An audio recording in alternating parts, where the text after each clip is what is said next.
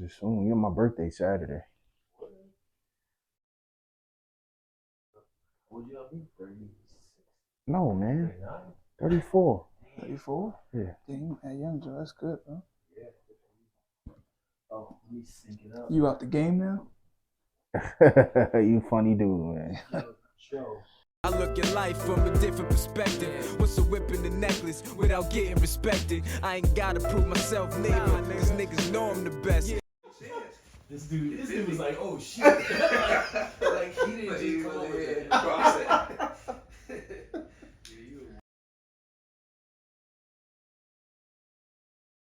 that. The craziest thing a woman ever did to me is try to smack me. But full disclosure, yeah, like Full hand? like Ryu, like back like, hand? Nah, full hand. Like this. Did she try? Did she like actually? No, she tried. Like, luckily I looked up and her hand was like it's kind of lit up, like you know what I mean. Like you could see it was coming. But to full disclosure, I kind of had that coming. Why? What did you do, man? I messed with her cousin, but I didn't know it was her cousin. You a wild boy. So at the time when I did it, I kind of was like dismissive, but I'm not a dismissive person. I'm kind of a person, if I did something and I don't have an excuse for it, I'm not going to sit here and keep talking. But I can understand now, looking back on it, when you kind of do that, it kind of comes off dismissive, like I didn't care. Yeah. Like, and she was in that emotional state, like going off, and I'm not interacting with the whole situation. So that's pissing her off more. And I remember putting my head down. When I put my head down, I could hear the footsteps.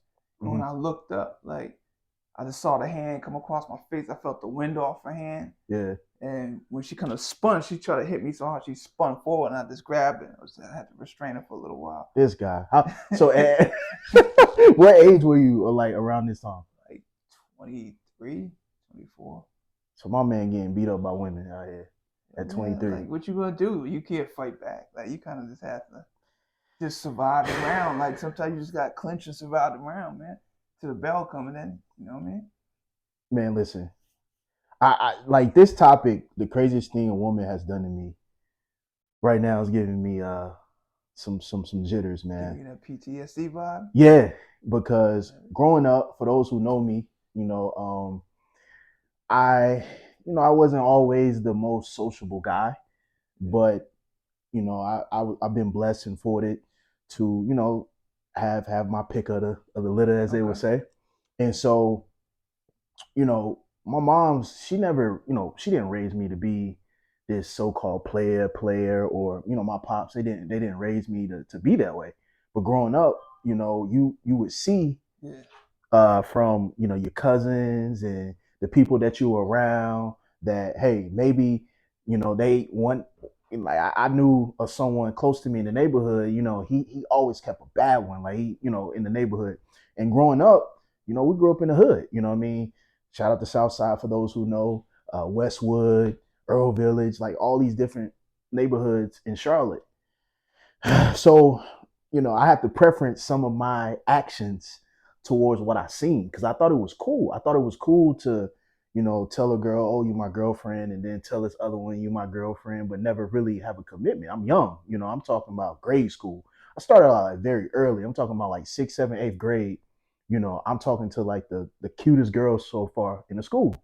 But fast forward, the woman that I had the longest relationship, we talking 2+ decades. I remember I had went to college. And when I went to college, I probably could have been a little bit more honest in what, I kind of perceived as being her boyfriend or not. He was a slime ball. Slime ball, yeah. Sleazeball. That's what I was, right? I like that for you, bro. So, I like that. So I was texting this girl. I had came home from school that weekend, and I had the crib to myself, and so she was staying with me at the time, and I was texting this girl or whatever. She was like, you're gonna see me when you get back to school, and I was just texting her like, yeah, I'm gonna put it down, bro. First of all, she threw water on me while I was asleep. So I woke up like I was drowning. You try to waterboard your ass. Like. No, that was the first thing, right? You try to waterboard. She threw water on me, right? I had at the time. Did she have a shirt over your face while she was doing it? Nah. Listen, waterboarding. This is gradual. This is gradual. This is crazy. So first she threw a bucket of water on me while I was in the middle of my sleep, bro. And it scared the crap out of me, right? Then she was like, who you texting? Like, who is this? Who, you know, such and such and such. I was like, yo, that's my friend. Now, what I was saying to her wasn't it was no way out of it, right? I was caught dead. She had went in my phone when I was asleep. Then, oh man, you didn't lock it either? Like, this was a time we had flip phones. So you remember, like, security wasn't as big as now. You know, now we live with everything. This was time, bro. It was flip phone season. You didn't put it on your pillow like the tooth Well, fairy, bro? At that time, man, like, you know how you could crack people's codes by looking at their finger movements? So I think I never gave her the code of my phone, but I think she knew the code. She was on some Jason Bourne shit. Yeah, it had to be, right? I digress. So because that was the thing. Like, you ever had water thrown on you when you were sleeping? Nah, I've never been waterboarded at home. Bro, like, it's the worst thing. Like, it literally is like you are drowning. That's how bro. Like, I'm not talking about a small, like, you know, the little small buckets you can put like eggs in. Yeah, I know you're talking about. I'm talking about ones, man. I'm talking about you could put like a mop bucket in there. Yeah, a couple gallons. So she threw all that on me in the bed. It was at like my grandma's crib too. And like I said, I had the crib. My grandma wasn't there at the time. And so I couldn't get out of it. And so she had ticked me off so much, I started saying other things to her that trick her off more. So she like grabbed this hoodie. It was like my favorite hoodie. I had some J's that went to it. She bleached that. Then she went outside and slashed all 4 of my tires. So wait. So she grabbed a hoodie, right? Yeah. And then she talking like, yo, you know, blah, blah, blah, you know, cheat you. And then she just went and No. So she stole it in the wash machine or something. So she stole the hoodie. Oh, she stole it. She stole it. I thought this was all like you got a waterboard, and she grabbed a hoodie and she bleached it. No. So like she put some work. Yeah. So it was like gradual, right? So remember, I'm stoked, right? I'm perplexed. I don't know what the heck's going on. I'm sleeping good in water. God help me, right? I'm looking around. I'm seeing a woman in front of me yelling, like just screaming, hollering. Who the F are you talking to? Why you doing this? I'm just gone. It's like maybe 3, 4 in the morning. Like, I don't know what is going on. Right? Then the hoodie thing, my hoodie got missing because she ended up leaving. She ended up getting a ride. Well, no. Her car was there. So we was in her whip, right? And I had a car. Okay. And she ended up was like, I'm tired of you, Dylan. I'm tired of you, Joseph. I'm tired of you treating me like this. I'm tired of you. Yeah, bro, she was I'm tired of you talking to me like this, Joseph. I'm tired of you playing these games, right? And so after that, I'm like, you know what? Leave my spot. Just get out. You know what I'm saying? Yeah. I'm thinking that I'm gonna be able to get her right after this. It's gonna get over. Yeah. Bro, she leaves. She slams the door. Boom. Right. All I hear was. Psst. She had a shank on her too. Psst, psst, psst. Where'd she get a shank from? Bro, she took a knife from the kitchen, went outside. Yeah. And smashed. She put in some work. All 4 of my tires. I like her style. You like her style? B, bro, that had to be the worst series of my life. And to say that I ended up marrying this girl is probably like the worst thing. Okay. Yeah, right. Man. And so that had like, and that wasn't the first time she slashed my tires. She did that again. She's a habitual slasher? Bro, listen, man. Like, damn, you might as well change the name. You know how they say trauma bonding? Like Edward Scissorhands. Listen, man, like that had to be some crazy stuff like to deal with. And it's the crazy thing that sometimes I feel like you end up dealing with someone because you feel like you put them through something. You ever feel like you was with someone because you put them through something? Mm-hmm. And as a man, logically, you thinking it's a scoreboard. So you think the better of a man you become, you think it's going to overrule like your past. But in actuality, that, let's be honest, I don't think women ever forget anything, B. But I think once you start keeping score, I think it's already over. But here's the thing, right? So say at that age that happened with that to me, we're talking, man, I'm probably still a teen, right? I'm probably 17 when all of this happened. 17, 18 when this happened in my life, right? So think about that. 17, 18 dealing with someone like that. Listen, I'm no snitch. the last thing, I don't know if I should share this, I'm but about to say, FY, anytime you start with no, I'm not snitching. listen, the crazy, I said that was crazy. I think being punched in my face by a woman was probably the We might craziest have to thing. cover that on that. That might have to be. That might have to be the next one. Bro, I remember it like it was yesterday. We was driving in a car, and I think I was being asked some questions about her in terms of how I felt about her or whatever. And somehow I got on someone else, and I was speaking about someone else.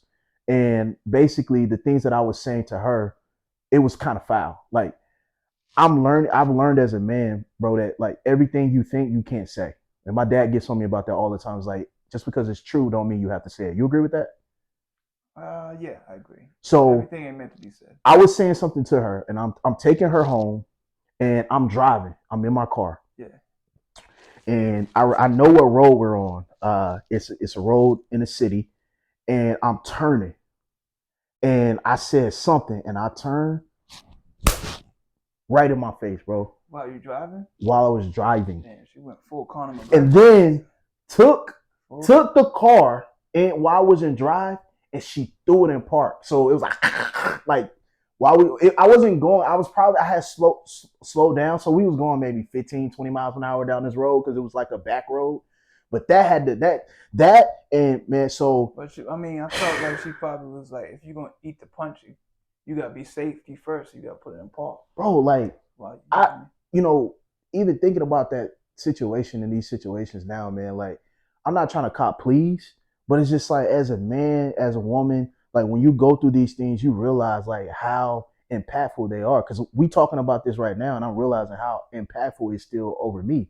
And it goes back to like our pod, emotional intelligence. And I didn't realize how important when you don't heal from those traumatic experiences, man, it really does place a big like weight on you, and you don't realize as a man because I think we sweep it under the rug. Like, would you? Not only that, I just think that it's different for men and women, and I think men feel like they kind of have to be subjected to that because you're a man and you can't say, look, I got verbally abused or I got physically abused, because in man culture you just don't.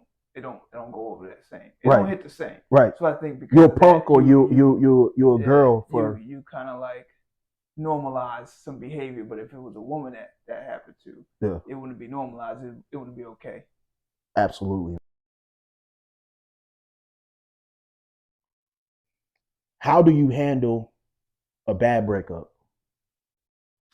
Ooh, how do you handle a bad breakup? Well, first off, I was thinking about this like with like emotional intelligence and as a man, right?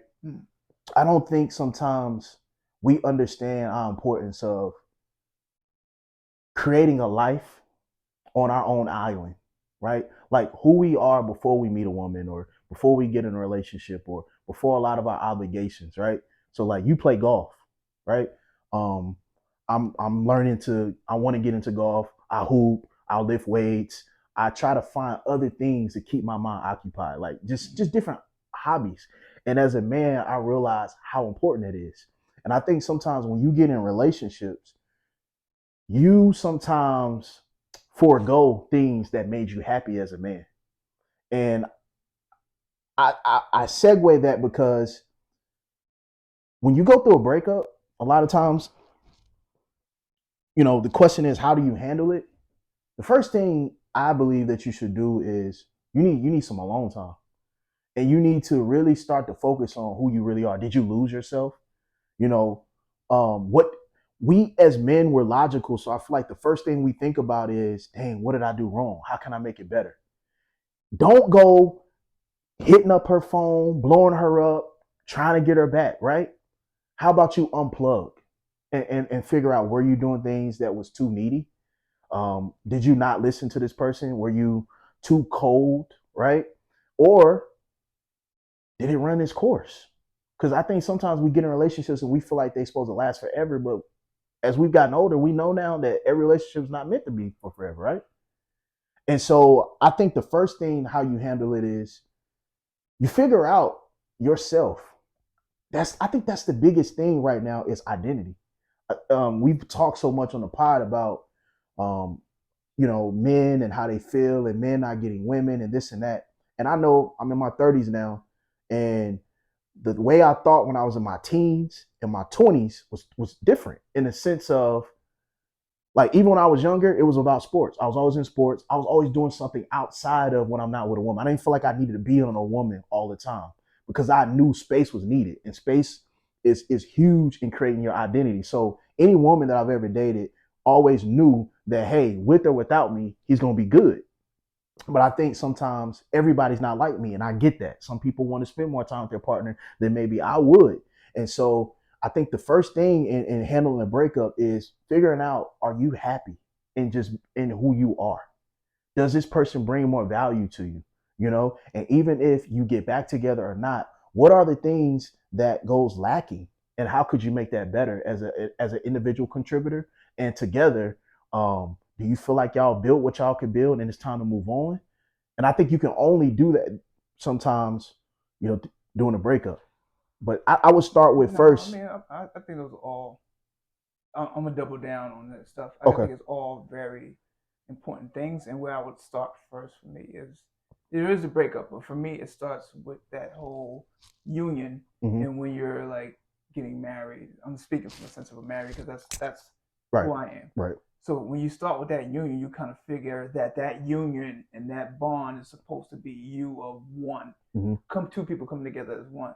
But now, like, when I rethink about it, it's more holistic for me Mm-hmm. to think of it as two worlds and sharing those two worlds instead of just combining them as one. And I think, like, to your point, you kind of have to step back after a breakup and think about what happened. Right.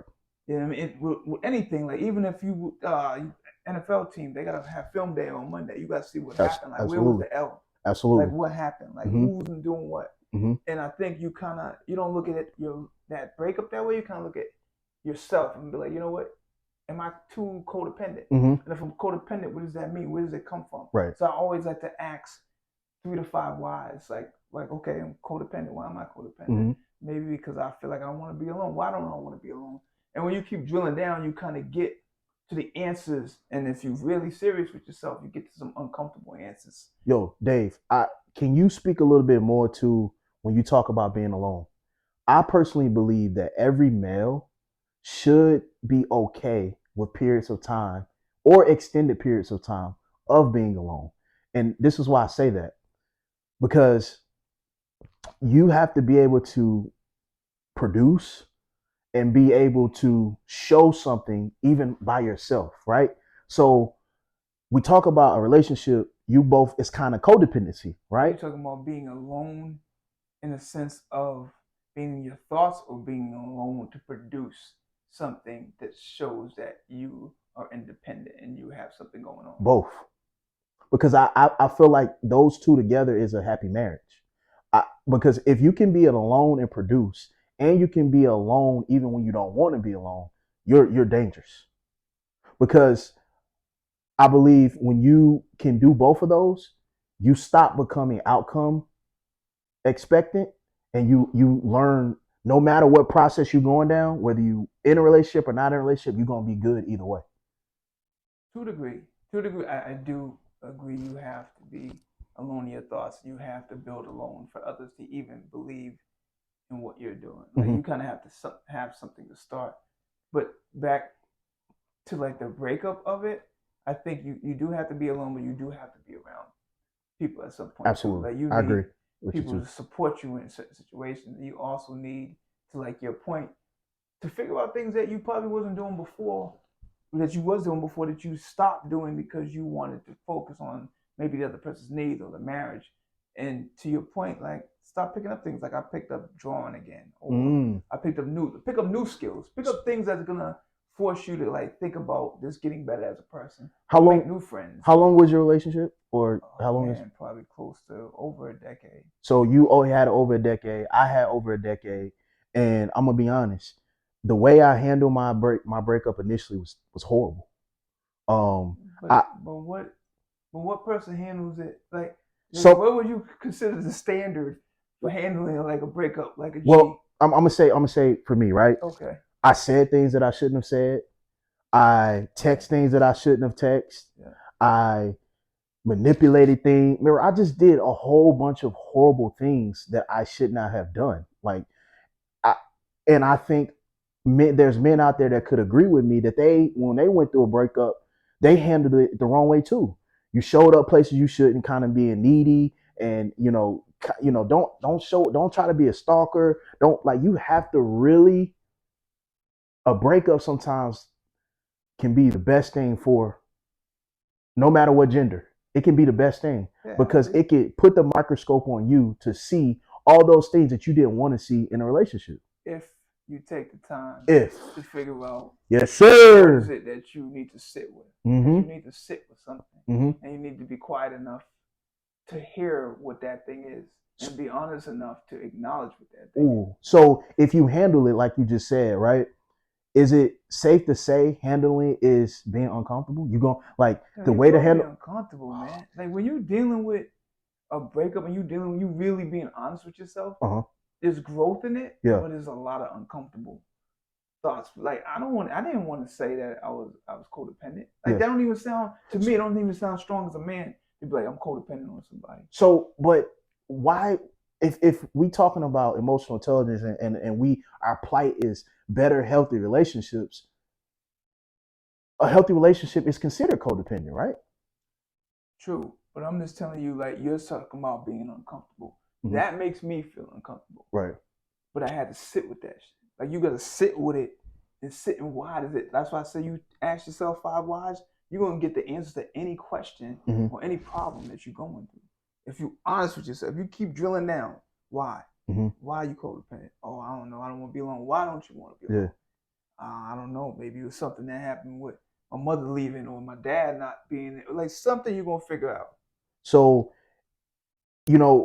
I think this is going to be 2-part. This is something we're going to continue to talk about because there's so many things that we talked about. First, handling a breakup is getting a hobby, right? But I think, therapy is important. Absolutely. Getting with somebody who don't know you to evaluate you, that you can ask, that you're going to get, well, we say unbiased. I think we say unbiased because this person don't know you from a can of paint. Yeah. But as they get to hear you, they get to learn you. They get to learn your personality traits. They get to learn, certain things that make you or don't make you a better person. Mm-hmm. I remember how I handled a breakup. I was in therapy maybe over a year, and I learned how to have a better assertive communicative style when I'm needing something or I'm wanting something for someone. How to speak to them in a manner that not necessarily is domineering or demanding, but is more direct. And if that person reject me, I've learned more how to accept it. My girl went on a work trip and met up with a dude from our city.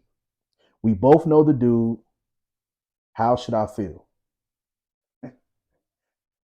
That's a real question. Rock it out, Dave. I can only talk about from how I feel.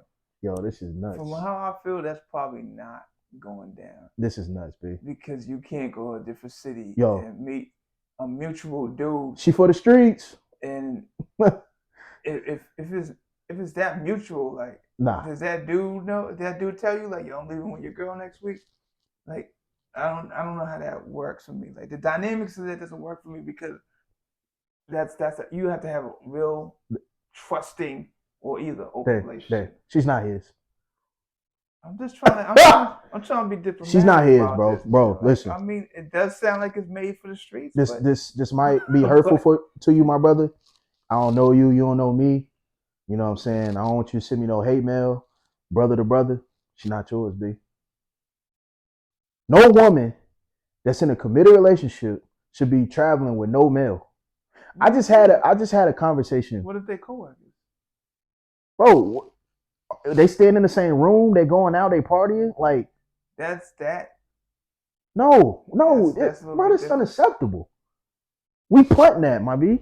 Like Janikowski, get that out of here. No, that's not happening. Nah, man.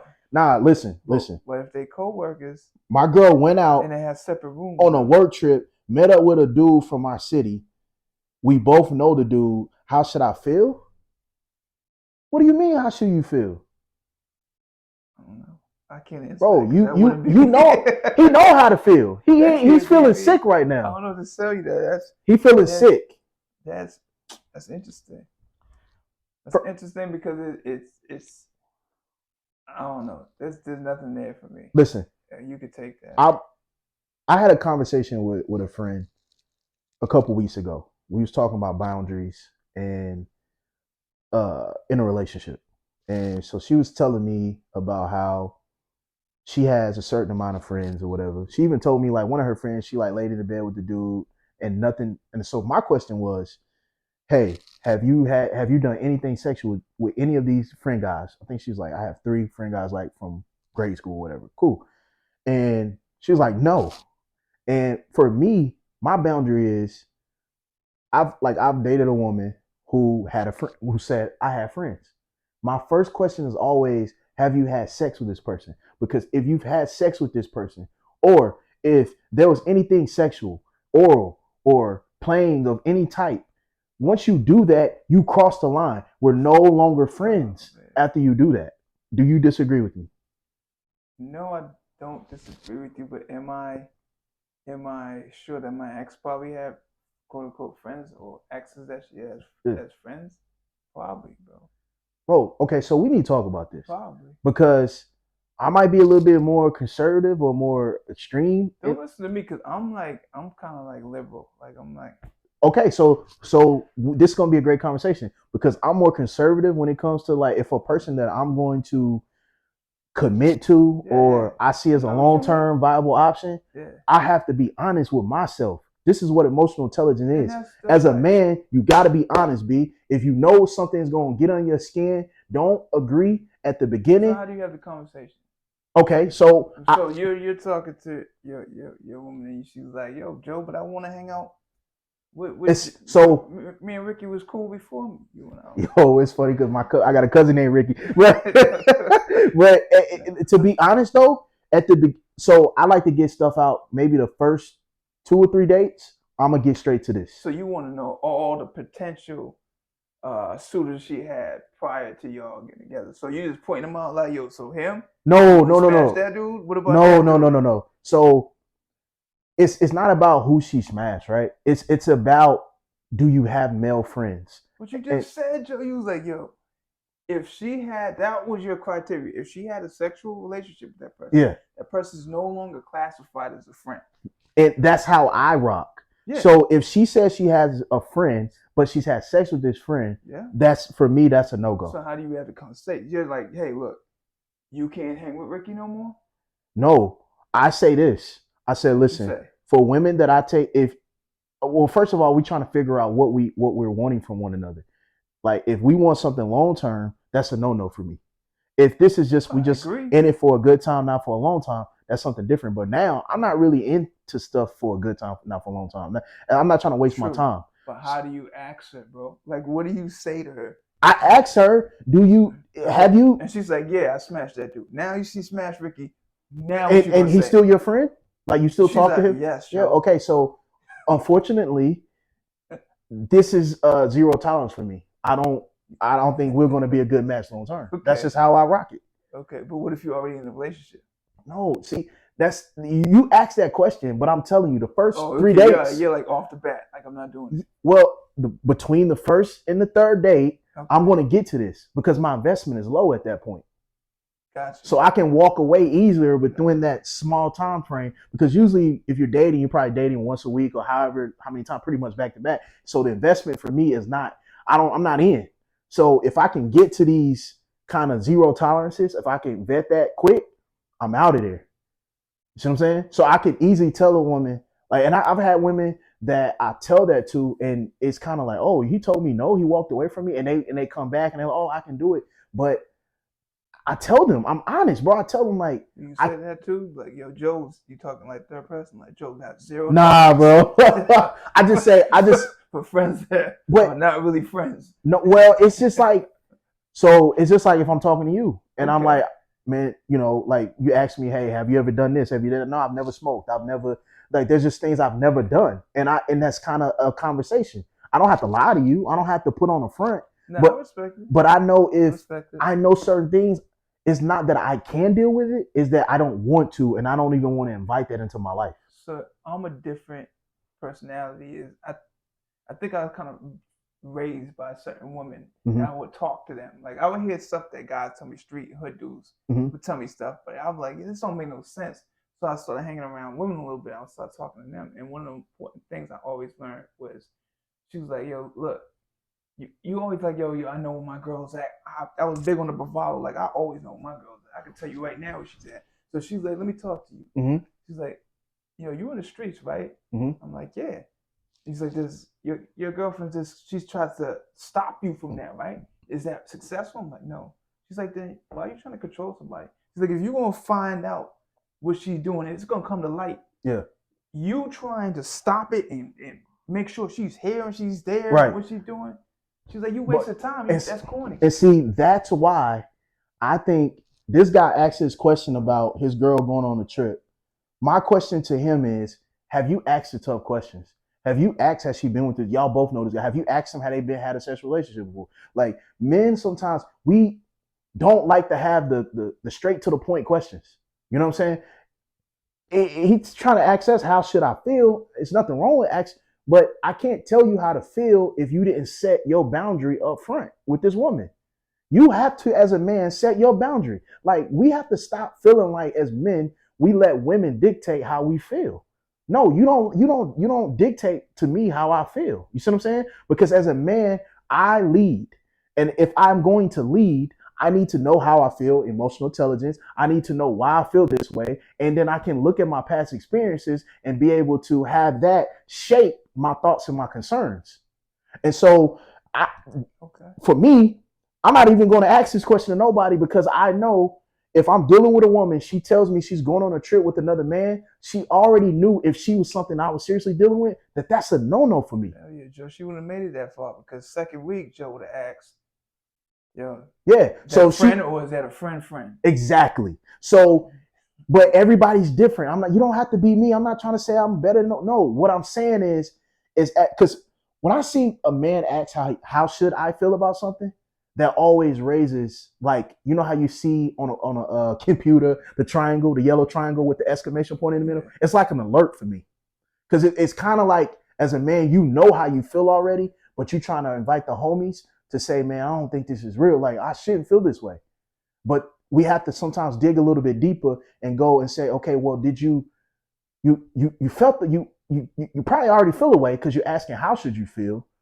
Did you do the work to communicate to her what you accept, what you don't accept? We can't control nobody. A woman's going to do what she want to do. And as a man, you can do what you want to do. I mean, all you can do is lay out your expectations and boundaries and let it go.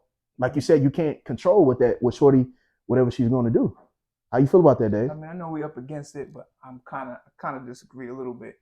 But we can catch on like next week. But real quick, I just feel like, to your point, yeah, you should know how you feel sometimes, but you don't know how you feel sometimes. That's true. And that's why having different people around you that you respect their opinion, is there for. So you can have those conversations, you can be vulnerable and be like, yo, man, I don't know how I feel.